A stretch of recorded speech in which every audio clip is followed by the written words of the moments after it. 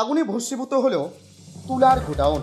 বৃহস্পতিবার সকালে আগুন লাগার ঘটনাটি ঘটে দক্ষিণ দিনাজপুর জেলার বুনিয়াদপুর পৌরসভার বাসস্ট্যান্ড সংলগ্ন এলাকার এক ব্যবসায়িক তুলার গোডাউনে। মুহূর্তে সেই আগুন ছড়িয়ে পড়ে দাউ দাউ করে। বিষয়টি নজরে আসতেই খবর দেওয়া হয় দমকল ও বংশিয়ারি থানায়। খবর পেয়ে ঘটনাস্থলে আসে দমকলের দুটি ইঞ্জিন, তবে সরু রাস্তার কারণে গোডাউনটা পর্যন্ত দমকলের গাড়ি ঢুকতে পারেনি। পরে পাইপ দিয়ে দমকল কর্মীরা আগুন নেভায়। এদিকে আগুনের পাশে থাকা ব্যবসায়ী সমিতির ঘরের জানালা পুড়ে গেছে।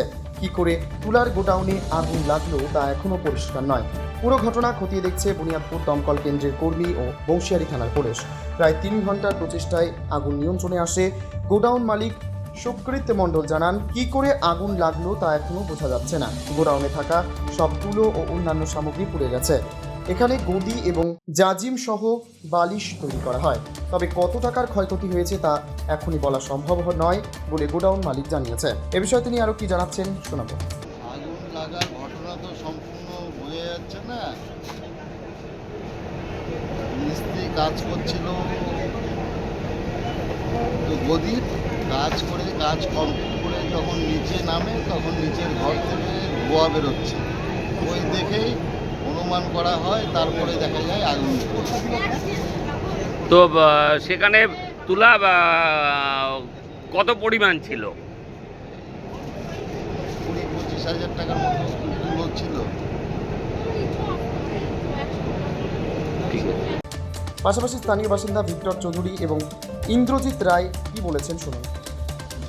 যে সুকৃত মণ্ডল এখানে অভয় আবাসতলায় যে ব্যবসায়ী আছেন, ওনার একটা এখানে তুলার ছিল, গোডাউন ছিল। ওই গোডাউনটার ভিতরে আগুন লেগে পাশের এই ব্যবসায়ী সমিতির উপরে জানলা টানলাগুলো সব পুড়ে গেছে।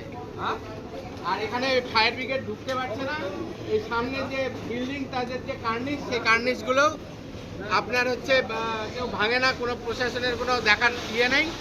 ওই জন্য এখানে ফায়ার ব্রিগেডের গাড়ি কোনো আমাদের কোনো কি বলে ওটাকে, এই ময়লা তোলার যে বড় গাড়িগুলো পায়খানা ট্যাঙ্কি থেকে জল তোলে, ওগুলো পর্যন্ত ঢুকতে পারে না এই কার্নিশের এই গলিটার সামনের মুখটার জন্য।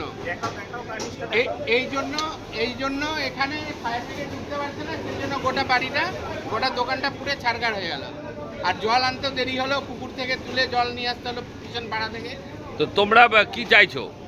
আমরা চাইছি যে এখানে ফায়ার ব্রিগেড ঢোকার জন্য এই রাস্তাটা সামনেটা মুখটা চড়া করতে, তার জন্য প্রশাসনের যা করা উচিত সেটা করার।